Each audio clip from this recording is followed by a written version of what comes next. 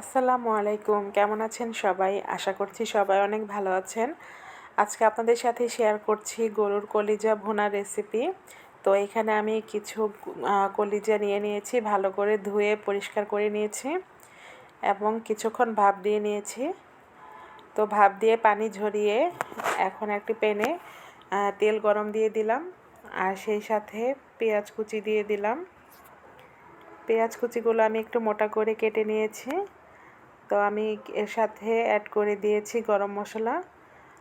আমি কিছুক্ষণ ভেজে নেব, ব্রাউন কালার হয়ে আসা পর্যন্ত অপেক্ষা করছি।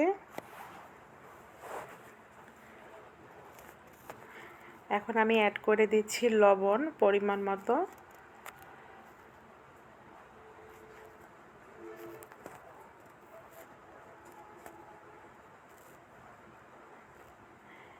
ব্রাউন কালার প্রায় হয়ে এসেছে। এখন আমি এর মধ্যে অ্যাড করে দিচ্ছি আদা বাটা এবং রসুন বাটা। আমি এখন আরও কিছুক্ষণ কষিয়ে নেব যেন মশলাগুলোর কাঁচা গন্ধ না থাকে। আমি ভেজে নিচ্ছি।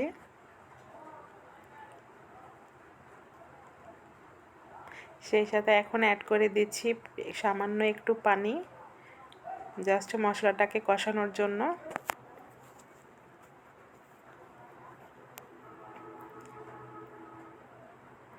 এখন অ্যাড করে দিচ্ছি পরিমাণ মতো হলুদের গুঁড়া,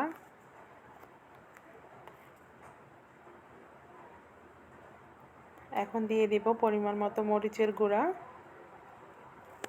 আপনারা যে যেমন ঝাল খেতে পছন্দ করেন ওইরকম পরিমাণের ঝাল দিয়ে দিবেন। যেহেতু আমি কাঁচামরিচ অ্যাড করে দিয়েছি, তার জন্য আমি আর বেশি পরিমাণের মরিচের গুঁড়াটা দিলাম না। তো এখন দিয়ে দিচ্ছি ধনিয়া গুঁড়া, সেই সাথে অ্যাড করে দিচ্ছি ভাজা জিরা গুঁড়া। এখন আমি সবগুলো মশলা একটু ভালো করে কষিয়ে নেব।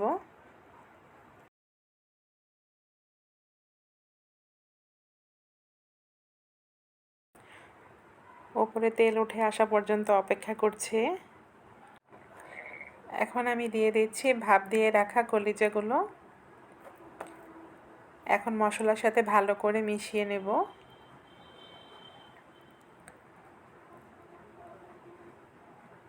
আমি সামান্য পরিমাণের পানি অ্যাড করে দিয়েছি।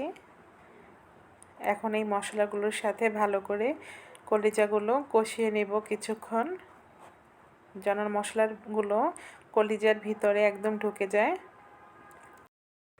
ঢেকে দিচ্ছি, ফিরছি কিছুক্ষণ পর।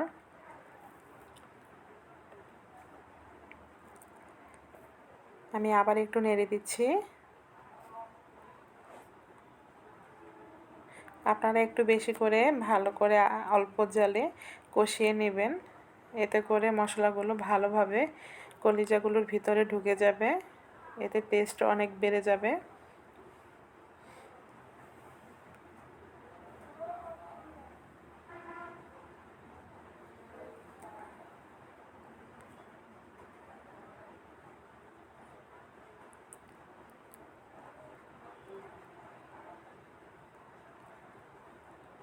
ভালো করে কষিয়ে নেওয়া হয়ে গেছে।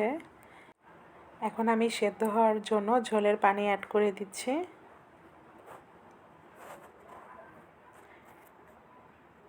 আপনারা পরিমাণ মতো পানি দিয়ে দিবেন।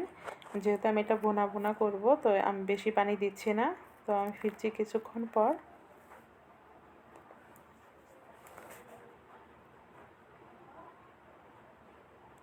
এই তো হয়ে গেল ঝাল ঝাল কলিজা ভুনা রেসিপি। আপনারা অবশ্যই ট্রাই করবেন।